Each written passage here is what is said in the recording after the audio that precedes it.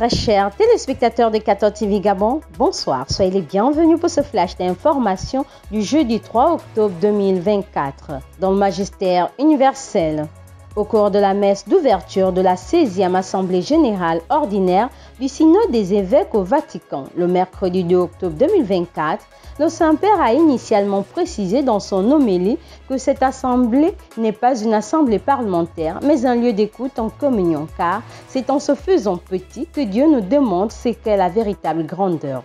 Le synode reste ce chemin où le Seigneur met entre nos mains l'histoire, les rêves et les perspectives d'un grand peuple. Aussi, pour être à l'écoute de la voix de l'ange, il faut nous approcher avec respect et attention dans la prière.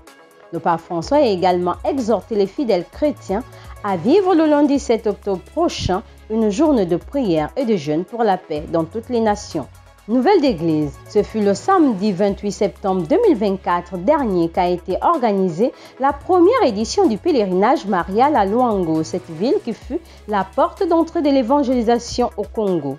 Au cours de ce pèlerinage dont le thème était « Marie, témoin de l'espérance », les chrétiens ont également célébré le 69e anniversaire de l'érection du diocèse de Pointe-Noire au rang d'archidiocèse le 30 mai 2020 et fondé depuis 1955. Pour cette première édition, la procession mariale a débuté à la chapelle Saint-Jean-Paul II de Lobo. Pour l'archevêque métropolitain de Pointe-Noire, son Excellence Monseigneur Abel Liloala, ce pèlerinage revêt une importance cruciale. Pour l'ordinaire des lieux de Pointe-Noire, les pèlerins sont venus se ressourcer en ce lieu de leur engagement collectif dans la foi. C'est pourquoi il a invité ses diocésains à une véritable conversion et à être des hommes et des femmes d'espérance à la suite de Marie. On rappelle, ce pèlerinage a été organisé pour la préparation spirituelle du jubilé ordinaire de 2025. Église en marche. Le mardi 1er octobre 2024, début du mois du rosaire, les fidèles du monde entier vont méditer durant 31 jours le rosaire, cette puissante prière d'intercession. À la paroisse Saint-Louis-Marie Grignon de Montfort, c'est le vicaire, Père Cyril Séphirin Ogba Barga, qui a lancé la dite méditation à 16h et ce, tous les jours de la semaine. Fructueux mois du rosaire à tous. Dans le diocèse de Franceville, depuis le mercredi 2 octobre 2024, se sont ouvertes à la paroisse cathédrale Saint-Hilaire de Franceville les assises de la session diocésaine pour le compte de l'année pastorale 2024-2025.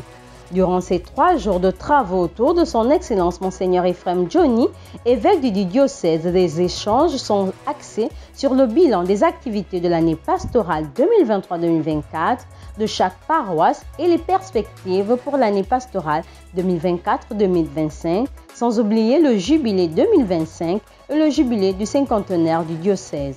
À la suite de cette rencontre qui s'achèvera demain, vendredi 4 octobre 2024, il y aura la messe pontificale d'ouverture de l'année jubilaire avec l'ouverture de la porte sainte de la cathédrale, l'envoi en mission, la profession de foi et le serment de bonne administration des agents pastoraux, des chefs d'établissement, des curés et des administrateurs, puis le communiqué final des assises de la session diocésaine le samedi 5 octobre 2024 en la cathédrale Saint-Hilaire.